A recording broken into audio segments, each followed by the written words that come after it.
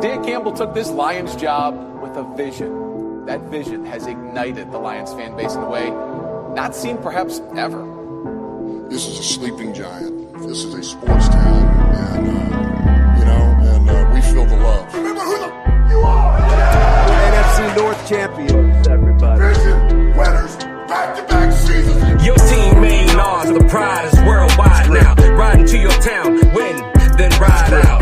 The crew here to break it down for y'all, to demonstrate how we ain't playing around with y'all. The humble host with punchlines to give you a black eye. We brought a GM and OC, even a stat guy. Other teams drink the Kool-Aid, roll over and quit. I drank Campbell's soup and woke up all grits.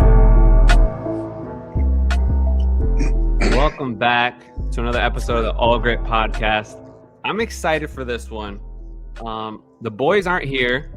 Sorry for that. They've had some prior commitments. It's been a busy summer, but we could not go on another week without inviting a special guest today. Happy you're with us today. I want to make a huge introduction to an old friend, Robbie. Robbie, welcome to the show, bro. How you doing? Man, thanks for having me. Man, Robbie. So Robbie, just so everybody knows, he's a huge Giants fan. Tell us, bro, like, where did it start? Like, were you watching Eli Manning just slinging it, or like, what was it? Yeah, it started before Eli. Actually, I grew up in the central Jersey, so I had Jets and Giants games playing all the time. And I couldn't really pick between the two. I just liked football too much. I just liked both of them equally. I'd watch, from 1 to 7. Usually they would split them up, not at the same time, so that was nice. And then, once I drafted Eli, it was all over. That's when I was like, all right, I'm fully Giants fan now. Jets could never find the quarterback, so I was probably still 5 or 6. So it's not like it took me that long to decide, but yeah. So I think a good side, bro. And I guess I was 12 by the time Eli got around. So I fully hopped on the big blue wagon around that time. Dude, you guys have had some, like, from a Lions fan, you get, like, I'm jealous. Like, you guys have had some awesome moments, like the Super Bowl helmet catch, just like iconic moments like that. There's team that win Super Bowls, but then you guys have won just like memorable Super Bowls. Which one's been like your favorite one? Man, I was pretty young for the first one. I still remember it pretty vividly. I was 15, I think, at the time, because that was the 07 one. And yeah, I remember like the whole family. We had like 20 people over. It was the first Super Bowl I had ever. I think were on one before when I was like too little to be watching, but so that was the first one. Me and my family all watched together in like a big group. We probably had like 15 of us, and I mean that one was crazy because I if I'm remembering correctly, I think that was the year we beat the 17-0 team, but I might be mixing it up. I think it is. No, I think it is.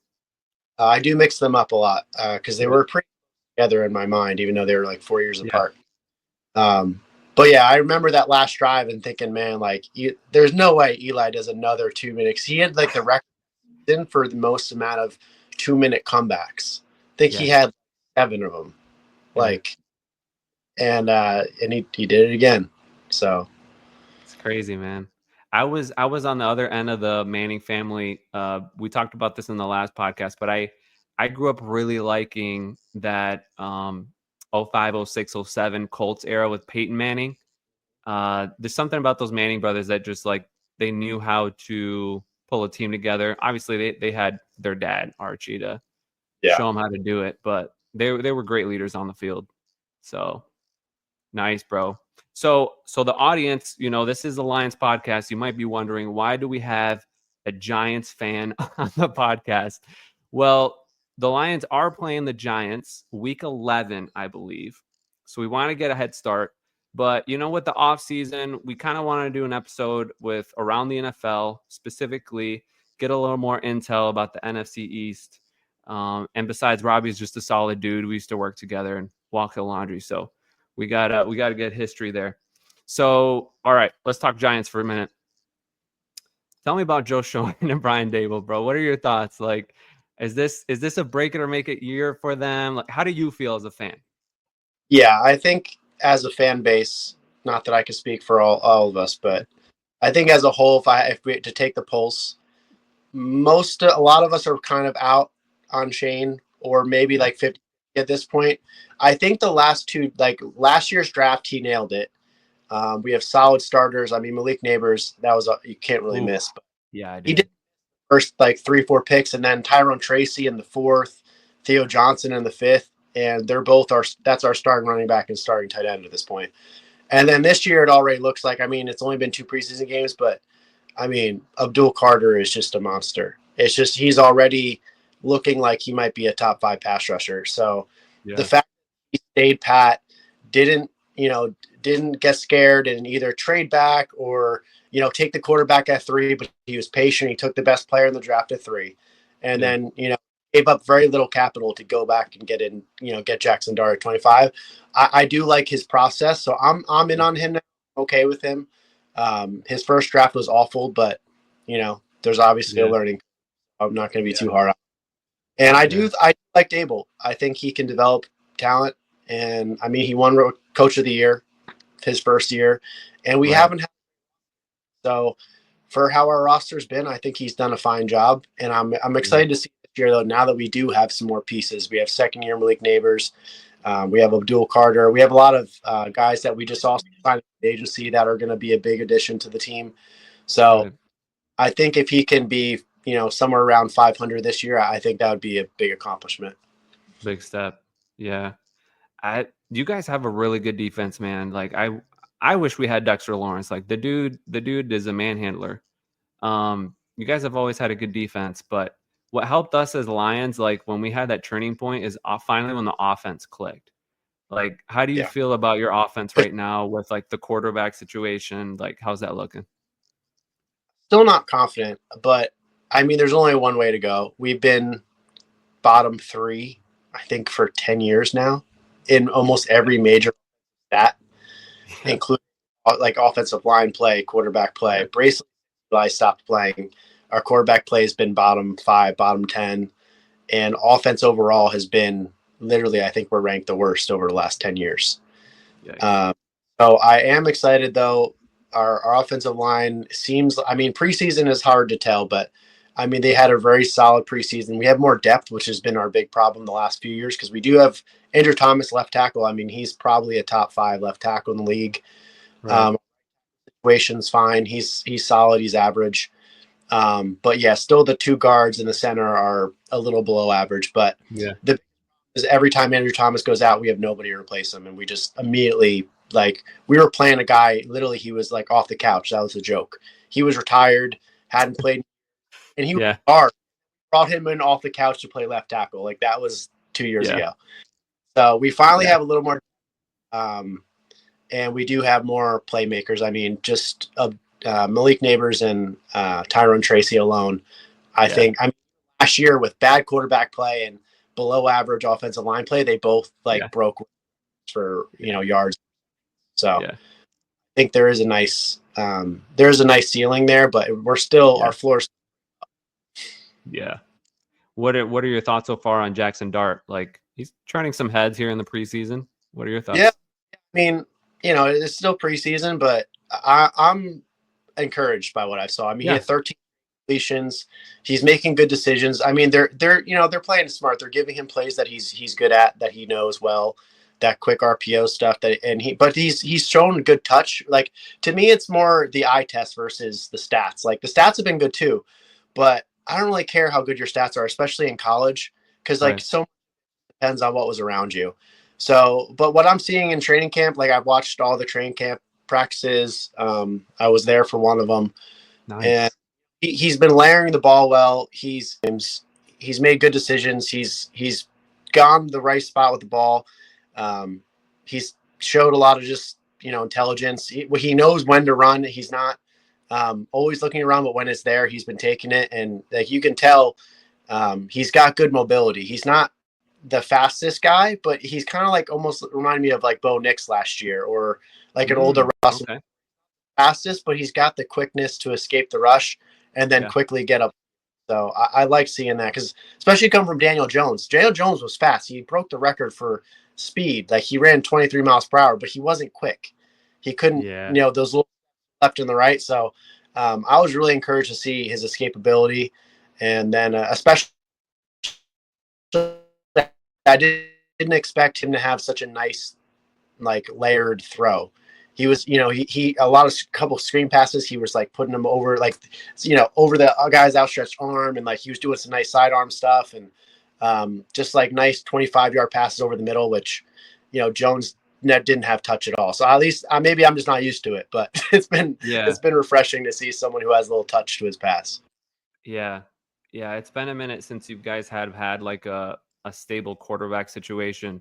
I do need to ask. So the Giants were on HBO Hard Knocks. It was like last season or 2 seasons ago, and they had that clip where Joe Shane's got his family and talking about the draft, and he asked his son, like, should I draft Jaden? Who should I draft? The kid's like, draft Jaden Daniels, like just trade up for him.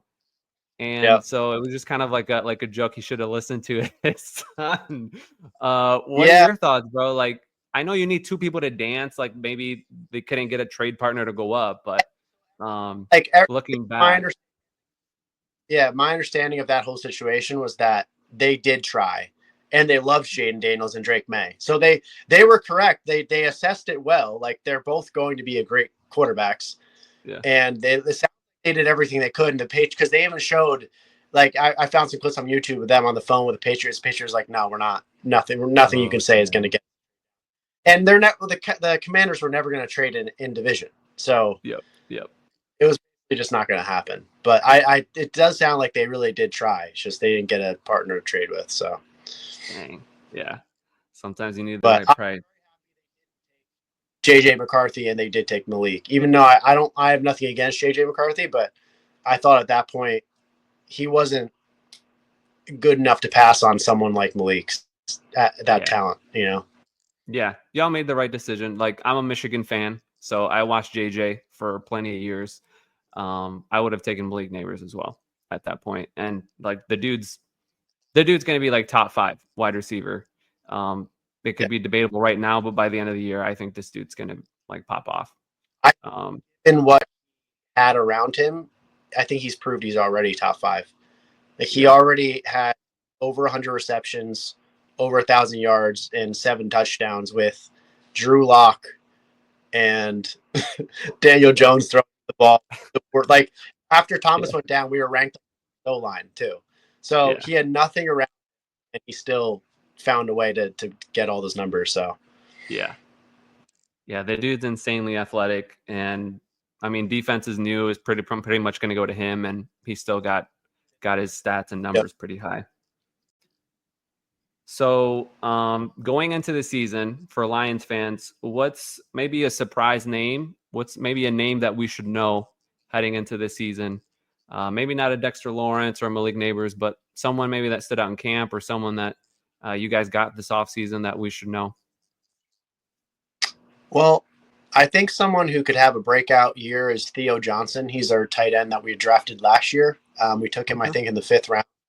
He's very really big, very fast.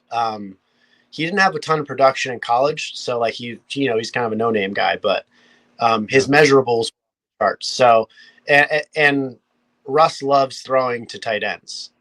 He either throws the deep moon ball on the sideline or he goes to the tight ends. Like, so I do think he could have a very big year. As far as defense, maybe players that are not as known. Obviously, at this point, I think everyone knows who Abdul Carter is, and if they don't, they're going to find out pretty sure. But I do think, as a bold, not so bold prediction, he's going to be defensive rookie of the year. I think it's not even going to be close. But we can circle back to that in 4 or 5 months and see where. But that would be my one of my takes for the Giants this year. I think he's going to take the league by storm. I think he's the next Micah Parsons, but I think he has the ability to be better. Which I thought it was really that Parsons, who's on our rival team, obviously the Penn State, but he said, he was asked about Abdul Carter, and he's like, oh, what do you think? You think he's the next, great linebacker turned edge rusher from Penn State? He's like, he's going to be the best of us. Dang. So Micah Parsons, he's got a bigger frame. Yeah. Actually, no, Micah Parsons is actually bigger than Abdul. Really? He's got 30. Yeah. So Abdul is 1 inch taller, but 30 pounds lighter. Oh, wow. Funny enough. Bigger. I think just the 1 inch, maybe just the 1 inch taller. He might be, and maybe his frame is bigger, but he's he's 30 pounds lighter, and that could change. He's still, Yeah. 19, 20, whatever Yeah. age he is. So that on, Yeah. but I'm excited. We picked up cornerback Paulson Adebo from the Saints to be our cornerback one. But I think as for you guys, like that, I can get really in depth with our team, but I think our defensive line is going to be top 3 in the league in sacks. Yeah. I think our defense is still a little suspect, but I think between Dex, Burns, Abdul, Kayvon, I just think we're going to be top 5 is like the bottom for me. I think we could be the best defensive line in the league. Yeah. Yeah. I feel like all NFC East teams, minus the Cowboys. So you guys, Commanders, Eagles, you guys have all like stocked up those trenches on the defensive line. Like going against you guys on the defensive line is a nightmare. Especially that, like I mentioned, Dexter Lawrence, that dude's just he could probably just be there by himself, honestly. Taking triple teams. Yeah, the numbers are insane for him.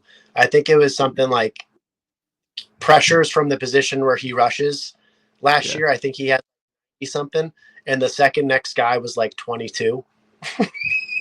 Like it's heard of what he's doing from that spot. Yeah, all by himself. So what about Kayvon Thibodeau, bro? Like I know his name's kind of been thrown around as a possible trade. It could be just social media banter, but like how's he looked since he's been drafted, and he's been compared to Aiden Hutchinson, right, in the same draft? Well, yeah, he's not anything like Aiden Hutchinson, unfortunately. But I think if we forgot where he was drafted, he's a fine player. Yeah. I think he's just a solid, average defensive end.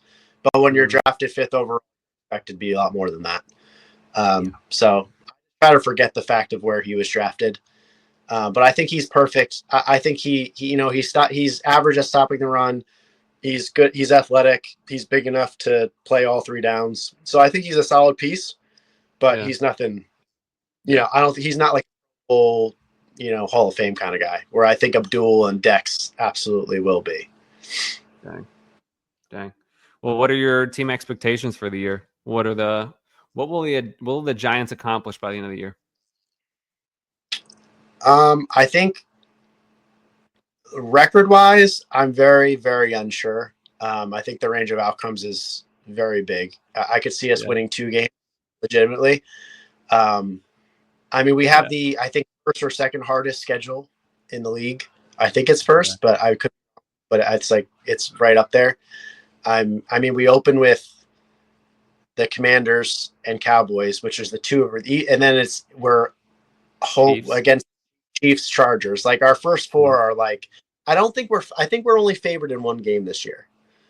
And it's like almost every team last year or winning record. I don't like maybe 1 or 2 teams who were playing that had a losing record last year. So I think a lot of improvement. I do think the roster is a lot better this year. I think our offense, if I had to guess, our improvements would be our offense is going to go from 30th, 31st in the league to like 25th, which for Giants fans, that's a lot of improvement in my book. We've been like 30th in the league in offense for pretty much the last 10 years, with the exception of like one, random year where Jones and Barkley stayed healthy and went off together and we won that playoff game randomly. Other than that, our offense has been abysmal. And I think, I think that the biggest thing we're looking for as Giants fans is just our defense to be a top 5 unit, because I think our defensive line is a no-brainer top 5 unit, but we need the secondary to back it up. So, man. All right. Well, I got to ask, Saquon, how did that feel with him walking away? Like at the time, were you like, okay, smart move, we can't pay him too much, or were you kind of heartbroken? Both. Yeah, both. Because I'm a fan, very logical as a thinker. Like I would love to be a GM, like make those hard decisions.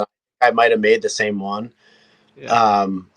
with his injury history. Of course, he goes to our rival and doesn't get hurt once and wins the Super Bowl. But, while we had him, Yeah. our offensive line was good enough to block for him. And he got hurt. Yep. He literally got back to the huddle. He rolled his ankle and was out for 6 weeks. So I think it was just a bad. We weren't ready for him.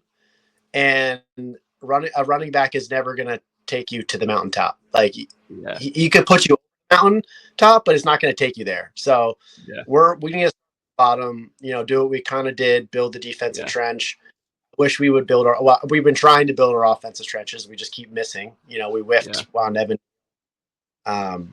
So I agreed with that. I think in principle it made perfect sense, but in reality, I took a big toll on the team. And he was our guy. He was the fans' favorite team. Oh, that one. Y'all drafted him. Yeah, it stinks, but a great running back like that isn't a building piece. It's that last missing piece to take you to a Super Bowl, which was what the Eagles did. They had everything else lined up, and he was the missing piece. But we I don't know if you remember DeAndre Swift. He's on the Chicago Bears now, but we drafted him. He was always getting hurt, and we end up trading him to the Eagles. Doesn't get hurt and just has an amazing season with them. When they had a deep playoff run. So I know the feeling where it's just okay, dude, you couldn't do that here. Couldn't stay healthy. So, man. All right. So you've been at camp a few times. I think you were at the preseason game, right? I saw some pictures where you guys were there. Want to know a little more about the Jets. So Aaron Glenn, our defensive coordinator in Detroit, we love the guy. We always knew he was going to be head coach. So we're super happy that he went back to his old team. From our perspective, things have sounded good. Things are going well, considering it's the Jets. But what was your perspective in joint practice and camp with Coach Aaron Glenn now? So the camp was interesting because it was, with the joint camp, there's just, ones on ones, twos on twos. So you kind of see everybody. And it was very similar. Both defensive lines kind of shut down the other offense, and both offenses couldn't do it. But honestly, the biggest thing that stuck out to me when I was watching the Jets, their offense, Justin Fields can't throw the ball, to put it blunt. I would have thought he would have a perfect match with Garrett Wilson. They're college buddies. On paper, I was that's going to be a great fit. But Jets are my second favorite team, so I'm not just being a hater. The Jets. Okay. Yeah. I'm not. Oh, I like the Giants. So I hate the Jets. I love the Jets, but I'm hoping the best for Fields. I've always liked him as a guy. He seems like a nice dude. He's easy to root for, but he just and it was stark. As soon as he would come out and the twos would come in, or they'd replace him with their backup quarterback, he did great. He would find someone open and hit him. But whenever Fields was in, it was overthrown, dirt ball. He was completion percentage was awful. And in the preseason game, so telling to me. So the first two drives while Fields was in, I think their run to pass ratio was 9 runs to 1 pass or 2 passes, both incompletions. And the most telling thing though was it was 3rd and 8. So 3rd and 8 from midfield. Okay. And they ran so they didn't trust him to throw the ball. If they get the first down, field goal range. That if there's ever a time you need to throw the ball, it's on 3rd and 8, 3rd and 9, and you're trying to get into field goal range. And they ran a draw. He can't stay when they know that he has to throw, and there's no and they're going to put a key. They know they're spy on him. He's not going to be able to just scramble out without anyone noticing. I just don't think he's that guy. Yeah. That's interesting, bro. So the Jets took a lot of our Lions coaches. So now the new offensive coordinator for the Jets is Tanner Engerstrand. He was our passing game coordinator. He was basically Ben Johnson's assistant. We all thought that he was going to be our new offensive coordinator, but Aaron Glenn took him with him. So that 3rd and 8 run kind of draw, we do that. That's in our playbook as Lions because everybody's expecting the throw and we'll get 10 yards out of it a lot of the times. That's what happened. I wonder if that's his style. Tanner took that style too, or you're saying, maybe they just don't trust the guy. I think it very much the play they want to see if it was going to work, but at the same time, the whole first 2 drives, they just didn't let him throw. When he did, he wasn't completed. Yeah. Like I think he might have had 2 completions, and they were not anything past 5 yards. He just didn't look good. He didn't look confident. Yeah, man. Defensive coordinator. The Jets now have Steve Wilkes too, so that's a familiar face. Trey Bly. Okay, he was our defensive backs coach. So Aaron Glenn took him too. Steve Hayden is now offensive line for the Jets. He was our tight ends coach. So yeah, Aaron Glenn took quite a bunch of guys with him over there. I will say that the one positive for the Jets, their O-line looked great, like run blocking. It like just ran us over in the preseason game. I mean, they didn't throw the ball. They didn't really have to the first 2 drives. They got into field goal position both times. Yeah. You know, so they did look good. Yeah. Yeah. I mean, Jets is one of those teams that's like always been kind of a dumpster fire. And like I related as a Lions fan, like we were always a dumpster fire too. So it's teams like that I'm just kind of like rooting for. Like I want them to succeed. Browns, as much as it's Ohio, like you kind of want them to turn it around. You know, it's been so long. So hopefully the Jets here with Aaron Glenn, they can make some changes, you know, get back on track and be legit. I hope so too. Yeah, man. All right. Well, give us a breakdown to the NFC East. Starting off with the Eagles. Returning Super Bowl champions. Kind of stinks being in the division. It would suck if the Packers or Vikings won the Super Bowl and playing them. But how are the Eagles looking from your perspective this offseason? I mean, I haven't overly followed their specific offseason, but I don't see how they're not the division winners. You know, the Cowboys got worse. I don't have any reason to think this will happen, but it just seems to happen a lot where someone like Jaden Daniels, who has that good of a rookie season, will not replicate it. I just feel like sophomore slump is so common. And I think it could happen just because, not to jump around. Sorry, you asked about the Eagles, but I don't really have anything except for they're going to be great again. and I think it doesn't help. The Cowboys are going to be worse this year. I don't think they're going really anywhere. I think they'll be right around 500, which for them is a pretty bad season. I think a little bit worse overall, just because their schedule last year was very easy. They ended up playing like a record high of like 6 or 7 backups. Like 7 out of like their 11 wins were against like Cooper Rush, Drew Lock, like just a lot of not good. Spencer Rattler, like they're playing bad teams with their backup quarterbacks and getting a lot of wins. Like we're not good last year, and we lost by a field goal where we should have won. And like both games were close.